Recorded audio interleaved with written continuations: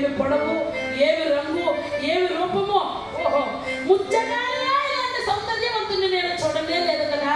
ఏమి అందము, వీడెంతో అందమైన వాడు, వీడెంతో అందమైన వాడు, వీడెంతో అందమైన వాడు, శభాష్.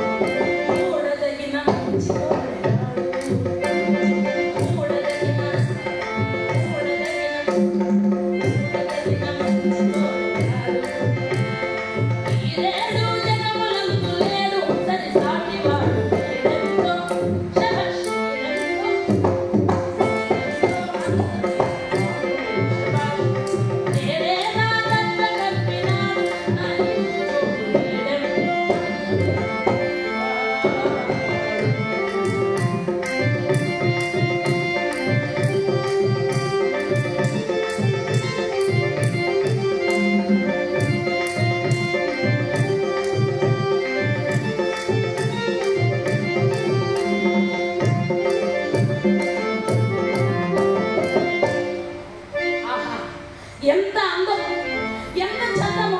ఇట్లాంటి వీరాది వీరుండి మా రాక్షస జాతిలో కూడా నేను చూడలేను. మా అన్న ఉన్నాడు హిడింబాసురుడు.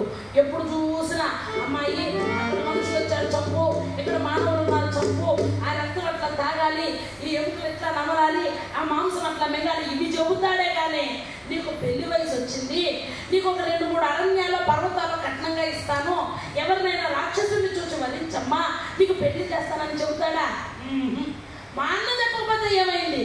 ఇతగాడెవరో కానీ నాకు తగిన ఈడు జోడు, ఇట్లాంటి వాడిని పెళ్లి చేసుకోవాలి, చేసుకుంటే పెళ్ళంటూ చేసుకుంటే ఏమే చేసుకుంటాను అని ఈమె ఏ రాక్షస రూపంలో పాప మానవుడు కదా భయపడతాడేమోనని చక్కగా ఆమె రూపాన్ని మార్చుకున్నది. అద్భుతమైనటువంటి సౌందర్య రాశిగా తయారైపోయింది. ఆమె కాళ్ళకున్న అందులో ఆడిస్తుంది, ఆమె చేతుకున్న గాజులు సవడి చేస్తుంది. ఎన్ని విధాల సౌజ్ఞ చేసినా ఈయన పట్టించుకోవడం లేదు. ఈయన ఎలా ఉన్నాడండి పాపం, దుఃఖరసంలో ఉన్నాడు. అమ్మ, అన్నయ్య, తమ్ములారా, ఎట్టి కష్టం. ఈయన దుఃఖరసంలో ఉన్నాడు. వచ్చి పడిపోయింది శృంగార